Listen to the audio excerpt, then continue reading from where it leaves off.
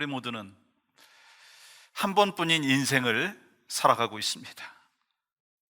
그런데 우리의 인생이 그렇게 쉽지 않다는 것 여러분 잘 아시죠?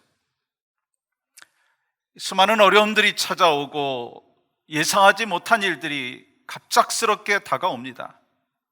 우리가 겪고 있는 이 코비드-19 상황 역시 요즘과 같이 전 세계적으로 확산될 것이라고 하는 거 누구도 예상하지 못했잖아요.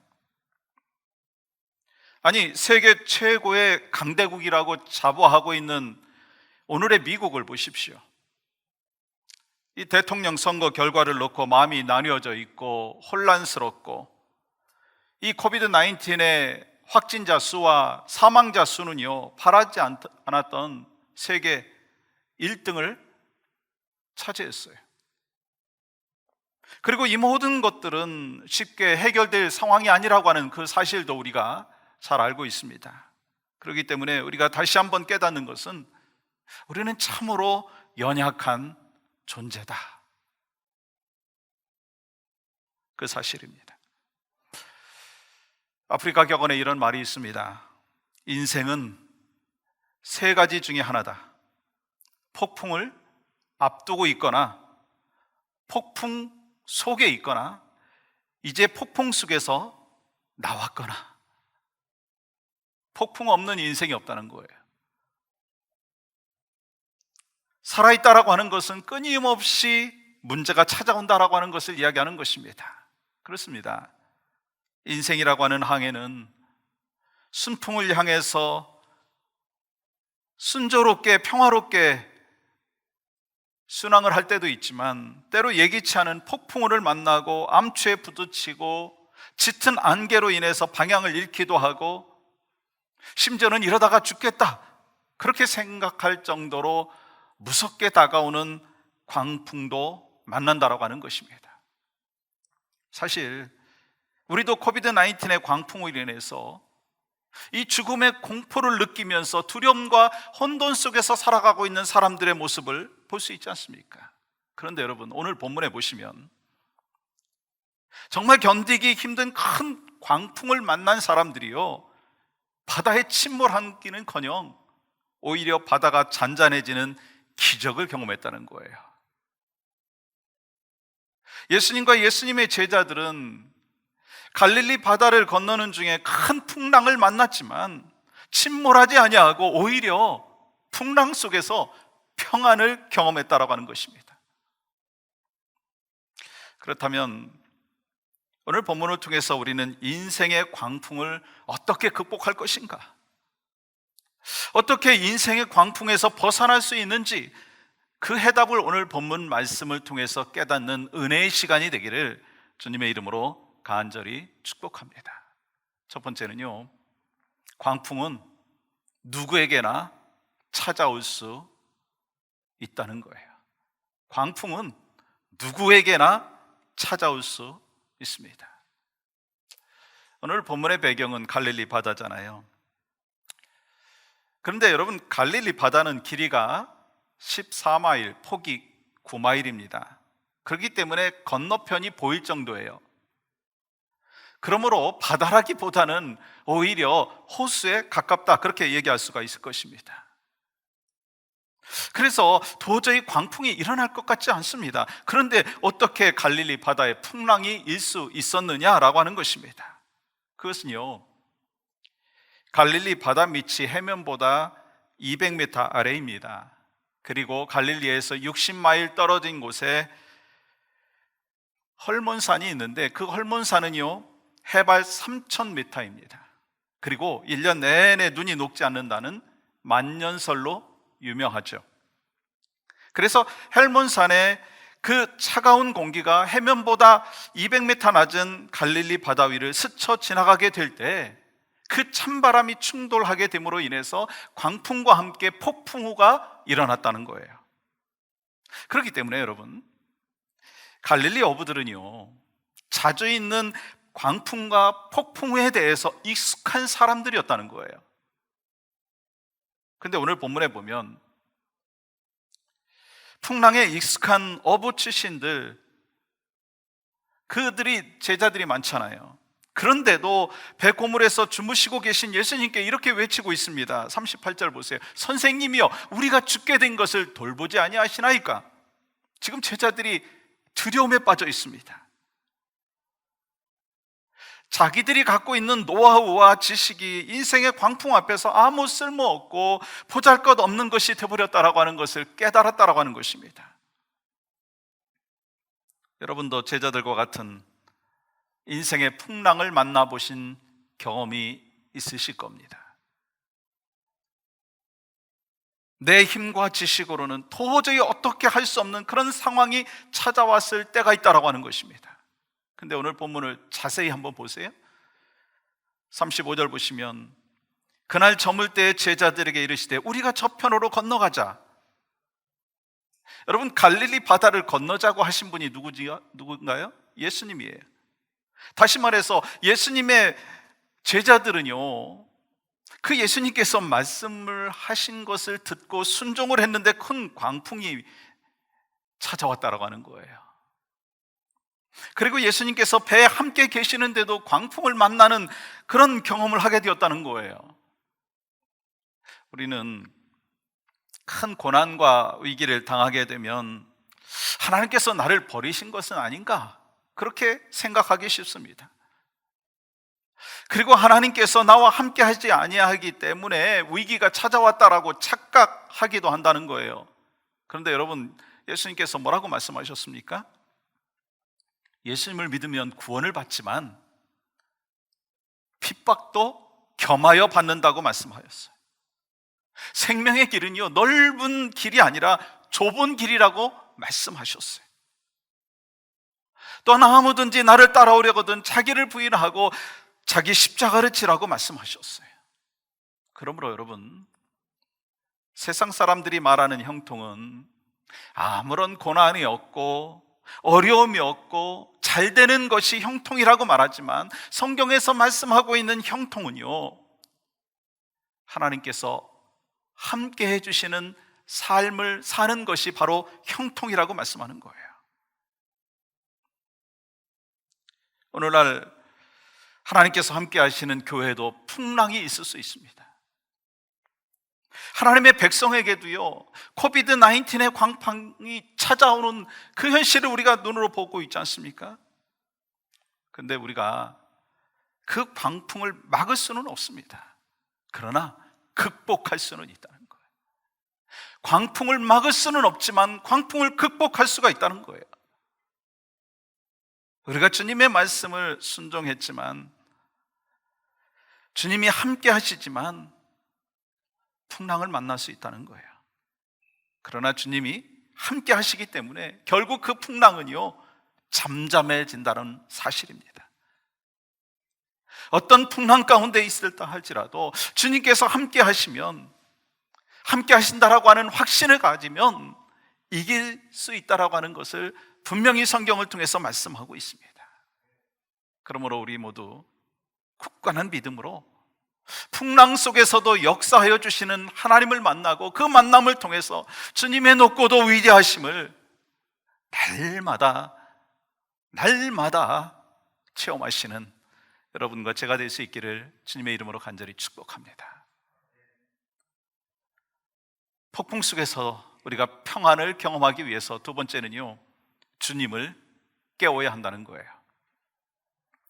예수님께서 타신 배에 풍랑이 불어닥치면서 배가 기울고 물이 가득 차게 되니까 제자들의 마음이 얼마나 급했겠습니까?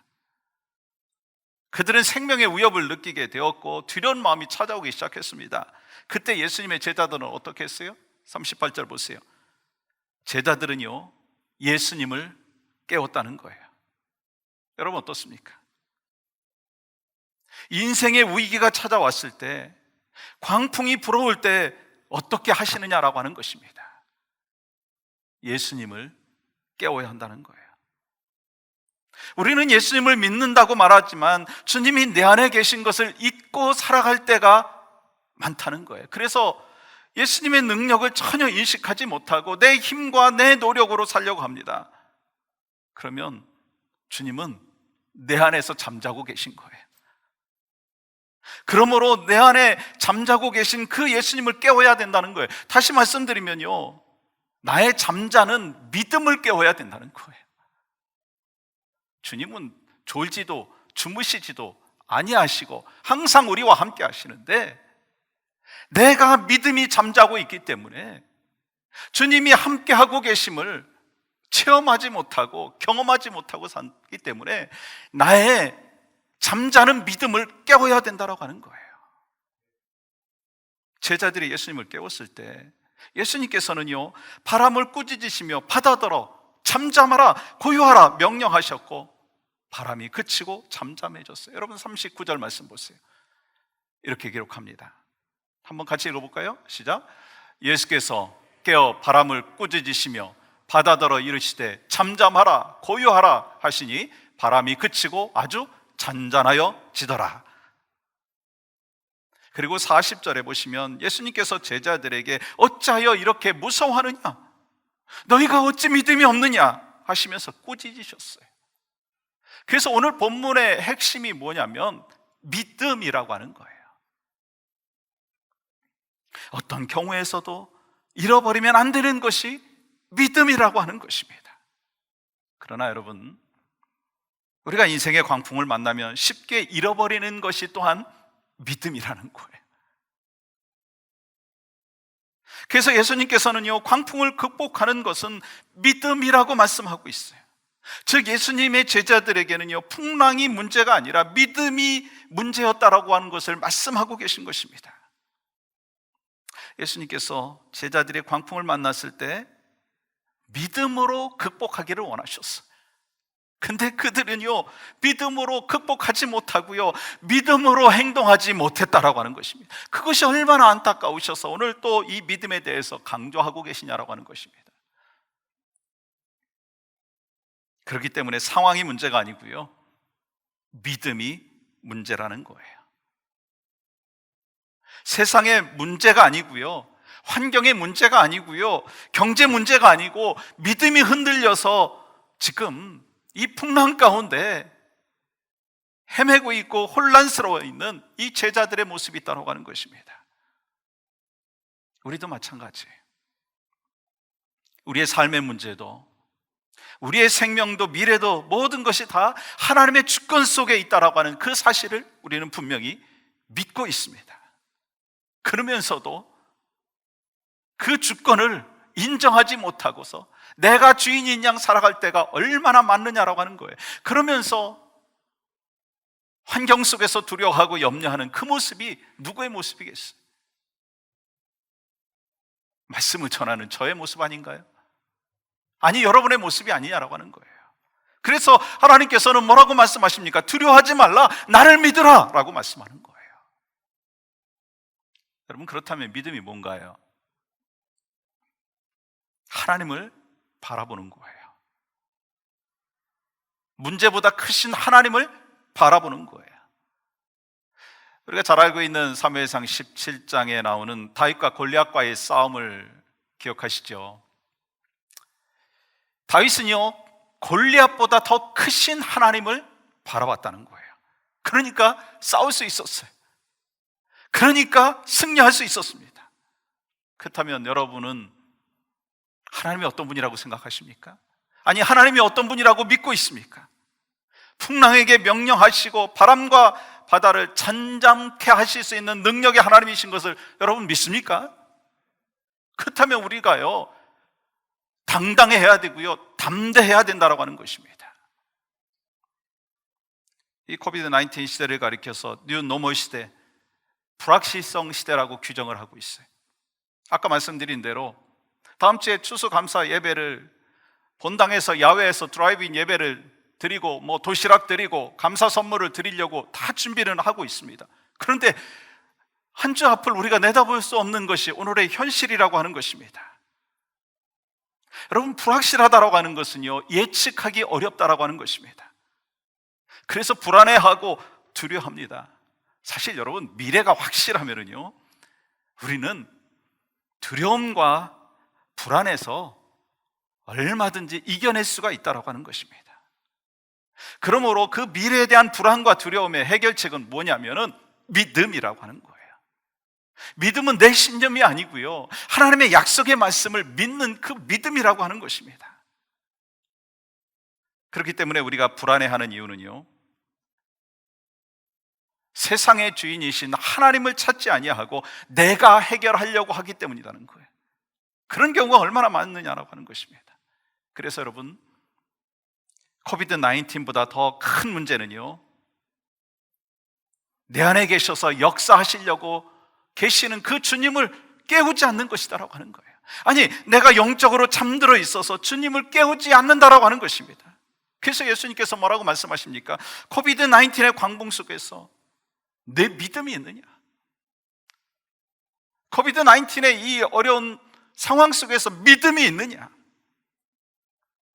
이 코비드-19 상황 만만한 것이 절대로 아닙니다. 결코 쉽게 지나가지 않는 것 우리가 눈으로 확인하고 있습니다. 그래서 안전에 최선을 다해야 되는 것이 사실입니다. 나의 안전과 옆에 있는 이웃의 안전을 우리가 최대한으로 배려해야 합니다. 그렇지만 영적인 침체가 두려우신가요? 아니면 코비드-19 상황이 더 두려우신가라고 하는 것입니다. 여러분 어떻습니까? 우리는 코비드-19이라고 하는 광풍 속에서 믿음을 깨워야 한다는 것을 기억하십시오. 우리는 하나님의 사람으로서 이미 새로운 피조물이 되었어요. 예수 그리스도의 십자가 보혈로서 변화된 존재가 되었다라고 하는 것입니다. 그리고 이제는요, 하나님이 함께 하시기 때문에 그 무엇도 두려울 것이 없는 담대한 존재가 이미 되었다라고 하는 것입니다. 여러분 이 사실 믿습니까? 그러나 안타깝지만 우리는 여전히 두려움 속에서 살아가고 있다는 거예요. 새로운 피조물로 변화되었다고 하는 그 자신의 심보를 잊고 살아갈 때가 있다라고 하는 것입니다. 여러분 민수기 13장 말씀 보시면 이 가나안 땅을 12명이 정탐을 하고 돌아왔잖아요. 돌아온 10명이 이렇게 보고 하죠. 33절 보시면 우리는 스스로 보기에도 메뚜기와 같으니, 우리는 스스로 보기에도 메뚜기와 같으니, 여러분 우리 그들처럼 초라해지지 말아야 된다라고 하는 거예요. 똑같은 가나안 땅을 정탐하고 돌아왔지만 여호수아와 갈렙은 뭐라고 얘기했습니까? 그들은 우리의 밥이다. 이런 담대함이 우리에게 있어야 된다라고 하는 거예요. 우리가 그렇게 할 수 있는 비결이 무엇입니까? 전능하신 하나님께서 나의 구원자가 되셨어요. 전능하신 하나님께서 나의 보호자가 되어주셨어요. 나의 갈 바를 알게 하시고 인도하여 주신 그 하나님이 지금도 여러분과 저와 동행하고 계신 줄 믿습니다. 그러므로 우리는 전능하신 하나님을 믿고 신뢰하면서 나의 영적인 나태함과 영적인 침체 속에 있는 이 모습을 깨워야 된다라고 하는 것입니다. 어떻게 깨워요? 주님께 부르짖어 기도하는 것입니다. 우리가 기도하면 두려움이 사라지고 하나님께서 음성을 우리에게 들려주시고 또한 하나님께서 우리에게 평안 가운데로 인도하여 주시는 신실하신 하나님을 경험하게 될 줄 믿습니다. 그것이 바로 풍랑 속에서 우리가 경험하는 평안이라고 하는 것입니다. 마지막으로 한 가지 더 있습니다. 광풍 속에서도 주님은 함께 하십니다. 광풍 속에서도 주님은 함께 하십니다. 여러분, 우리의 환경에만 광풍이 있는 게 아닌 거 아시죠? 우리 마음에도 광풍이 있더라고요. 내 영혼에도 광풍이 막 불어칠 때가 있습니다. 그리고요, 광풍은요 보이는 때도 있지만 보이지 않는 광풍도 있다고 하는 것을 여러분 아실 거예요. 그렇기 때문에 우리에게 정말 중요한 것은 뭐인가? 광풍 없는 평안이 아니라 광풍 속에서도 누리는 평안인 거예요. 이 광풍 없는 평안이 아니라 광풍 속에서 누릴 수 있는 평안이 우리에게 필요한 거예요. 여러분, 그러면 우리가 어떻게 평안을 누릴 수 있습니까? 예수님과 함께할 때 평안을 누릴 수 있는 거예요. 아멘이신가요? 성경은 우리에게 말씀하십니다. 요한복음 14장 27절 같이 한번 읽어볼까요? 시작. 평안을 너희에게 끼치노니 곧 나의 평안을 너희에게 주노라. 내가 너희에게 주는 것은 세상이 주는 것과 같지 아니하니라. 너희는 마음에 근심하지도 말고 두려워하지도 말라. 예수님께서는 세상이 줄 수 없는 평안을 여러분과 저에게 주신 줄 믿습니다. 그러므로 우리 인생의 광풍이 지금 당장 잠잠해지지 않아도 주님이 나와 함께 하시다고 하는 사실을 우리는 언제나 기억해야 된다는 거예요. 여러분, 예수님께서 광풍을 그치게 하시고 바다를 잠잠케 하셨을 때 제자들의 반응은 어떻습니까?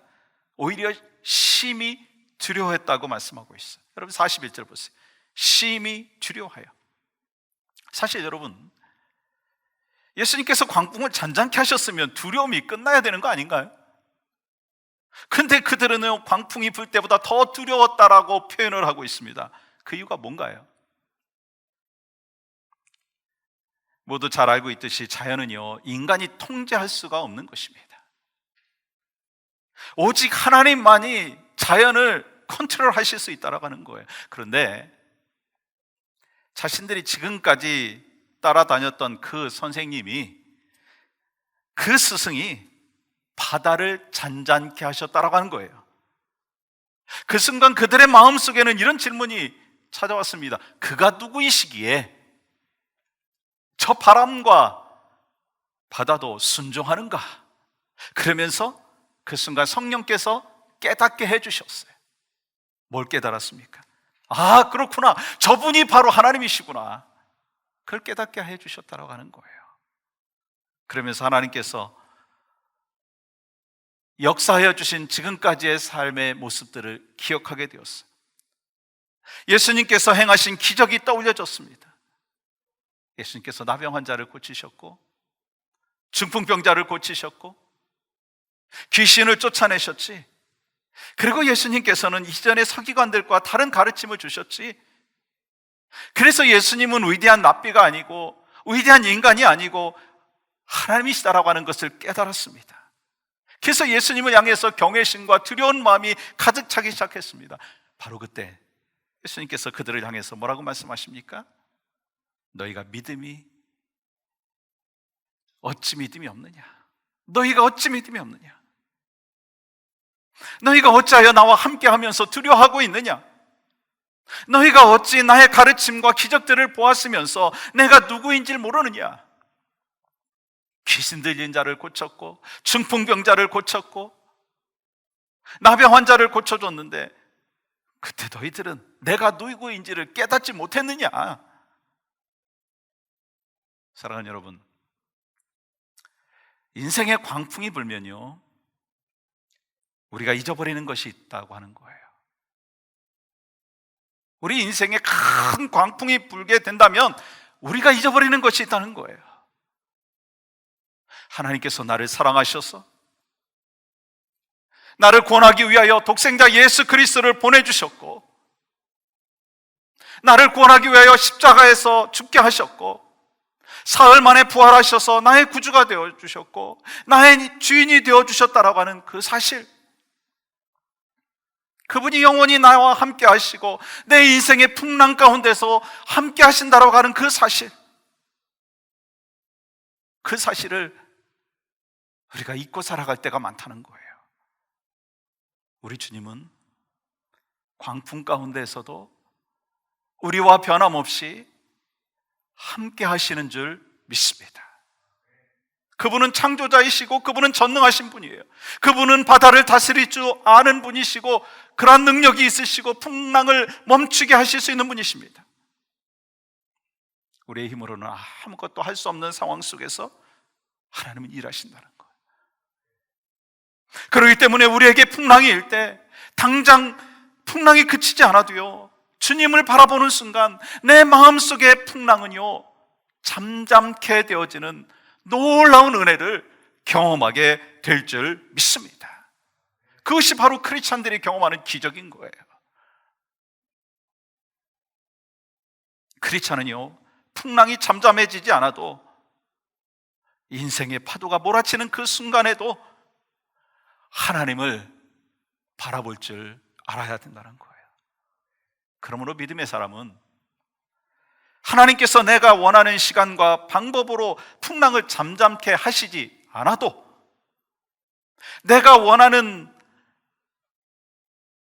그 잠잠케 되는 그 상황이 되지 않는다 한다 할지라도, 내가 원하지 않는 풍랑을 허락하신다 한다 할지라도, 풍랑을 주신 분이 나를 사랑하사 자기 아들을 아끼지 아니하시고 내어주신 하나님이시라고 하는 사실을 믿는 것입니다. 그 하나님께서 내가 원하는 때 풍랑을 만약에 멈추지 않게 하셨다면 그 풍랑은 나에게 유익하기 때문에 아직 멈추지 않는다라고 하는 사실을 믿는 것이 진정한 크리스찬의 믿음인 줄 믿습니다. 그리고 그 풍랑 가운데서도 주님과 함께하는 것만으로도 평안을 누릴 수 있는 거예요. 그런 은혜가 여러분과 저에게 넘치시기를 주님의 이름으로 간절히 축복합니다. 우리는 2020년 땡스기빙 선데이를 한 주간 앞두고 있잖아요. 2020년은 우리 모두에게 참으로 힘든 한 해였습니다. 우리 모두에게 광풍이 불어왔던 한 해였습니다. 아직도 광풍은 여전합니다. 그렇지만 지금까지 우리를 인도하셨고 힘들지만 견디게 하나님께서 허락하여 주셨어요. 그렇다면 2020년 추수감사절을 맞이하면서 우리는 어떤 마음을 갖고 감사절을 맞이해야 될까라고 하는 것입니다. 코비드-19의 풍랑을 통해서 연단시켜 주시는 하나님의 뜻이 무엇인가라고 하는 것을 발견해야 된다는 거예요. 코비드-19의 풍랑을 잔잔케 하실 주님의 능력을 믿고, 비록 지금 당장 코비드-19의 그 상황이 잠잠해지지 않는다 할지라도 주님은 변함없이 우리와 함께하고 계신 줄 믿습니다. 그리고 결국 하나님께서는 풍랑을 잠잠케 해주실 능력을 베풀어 주실 줄 믿습니다. 그 믿음과 확신을 갖고 평안 가운데 이번 한 주간을 하나님 앞에 올려드리시는 여러분과 저희 삶이 되기를 주님의 이름으로 간절히 축복합니다.